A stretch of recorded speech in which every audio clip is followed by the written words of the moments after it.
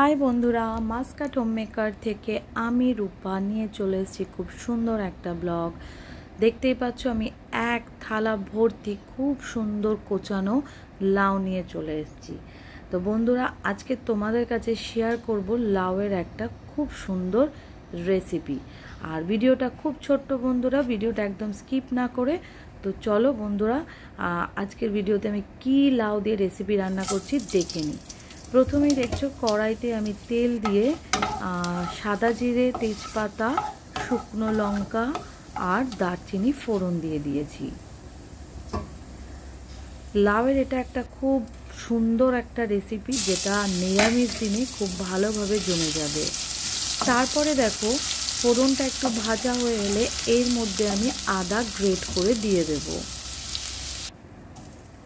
আদা গ্রেট করে দেওয়ার পর আদাটা ভাজা ভাজা হয়ে গেলে এর মধ্যে নুন আর হলুদ অ্যাড করব। তারপর দিয়ে দিলাম জিরের গুঁড়ো,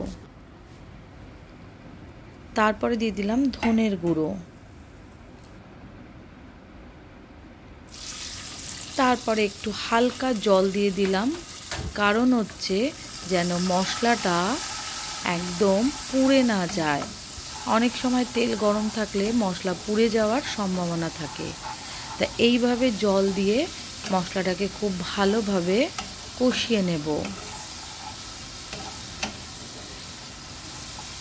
আর হ্যাঁ, নিরামিষ রান্না বলতে গেলে তোমরা জানো একটু তেল দিয়েই বেশি করে রান্না করতে হবে। তারপর এর মধ্যে দিয়ে দিলাম কাঁচা লঙ্কা।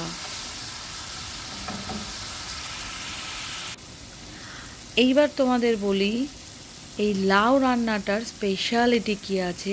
1 চামচ গোবিন্দভোগ চাল দিয়ে এত সুন্দর একটা লাউয়ের রেসিপি হয়, মানে তোমরা যদি নিজে হাতে না রান্না করে এটা খেয়ে দেখো তাহলে বুঝবেই না এত সুন্দর 1 চামচ গোবিন্দভোগ চাল দিয়ে লাউয়ের এত সুন্দর একটা রেসিপি। আর লাউ তোমরা জানো খুবই স্বাস্থ্যকর একটা সবজি, খুবই পুষ্টিকর একটা সবজি। তারপর দেখো মশলাটা একটু ভাজা ভাজা হয়ে গেলে আমি লাউটা দিয়ে দেব। আর হ্যাঁ, একটা কথা বলে দিই, তোমরা চাইলে গোবিন্দভোগ চালটা আগেও ভেজে রেখে দিতে পারো, কিন্তু আমি যে কোনো রান্নায় গোবিন্দভোগ চালটা কি করি, যখন মশলা কষাই তখন আমি গোবিন্দভোগ চালটা দিয়ে দিই। আর হ্যাঁ, যখনই লাউটা রান্না করবে একদম সরু কুচিয়ে তোমাকে লাউটা রান্না করতে হবে, তাহলে কিন্তু লাউয়ের স্বাদটা দ্বিগুণভাবে বেড়ে যাবে। তো এইভাবে মশলা আর চালের সাথে আস্তে আস্তে লাউটা দিয়ে দিতে হবে।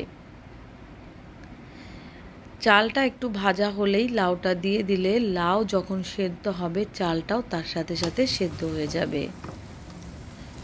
দেখতে পাচ্ছ লাউ থেকে অনেকটা জল ছেড়ে এসছে। তা তোমাদের বলি, লাউ কিন্তু খুব পুষ্টিকর খাবার। লাউ কিন্তু পেট ঠান্ডা রাখে। লাউ কিন্তু ডায়েটের ক্ষেত্রে খুব ভালো। যারা মনে করো দীর্ঘদিন ধরে ওয়েট কমাতে পারছো না, লাউ খেয়ে কিন্তু তোমরা অনেকভাবেই ওয়েট কমাতে পারো। নিরামিষ দিনে এইভাবে তোমরা লাউ রান্না করে দেখো, মানে লুচি, রুটি, পরোটার সাথে তুমি যে লাউ খাচ্ছ কোনো অংশেই তোমার কোনো দিক থেকেই বুঝতে পারবে না। এর মধ্যে কোনো রকম জল অ্যাড করিনি বন্ধুরা, লাউ থেকেই যে জলটা বেরিয়েছে সেটাই দিয়েই রান্না হয়ে যাবে। তো লাউ যতটা কষে আসছে তার সাথে সাথে কিন্তু চালটাও বেশ সেদ্ধ হয়ে এসছে, আর লাউয়ের জলটাও প্রায় শুকিয়ে এসছে। তারপর অ্যাড করে দিলাম পরিমাণ মতো চিনি, যেহেতু নিরামিষ রান্না চিনি ছাড়া একদমই ভালো লাগবে না।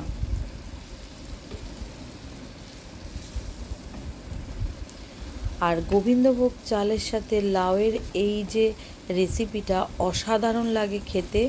গোবিন্দভোগ চালের একটা এত সুন্দর গন্ধ, আর যদি লাউটা কচি হয় তাহলে তার কোনো কথাই নেই, রান্নাটা জাস্ট জমে যাবে। অনেকেই তোমরা লাউ অনেক রকম ভাবে রান্না করে থাকো, এইভাবে একবার করে দেখো। তারপর এর মধ্যে অ্যাড করে দিলাম ঘি। তা এইভাবে আমার লাউয়ের রেসিপিটা একদম রেডি। 1 চামচ গোবিন্দভোগ চাল দিয়ে নিরামিষ লাউ ঘন্ট কেমন লাগলো অতি অবশ্যই জানিও। যদি ব্লগটা ভালো লেগে থাকে ব্লগটা ছেড়ে যাওয়ার আগে like, comment, share and subscribe করতে একদম ভুলো না। Thank you for watching. Tata.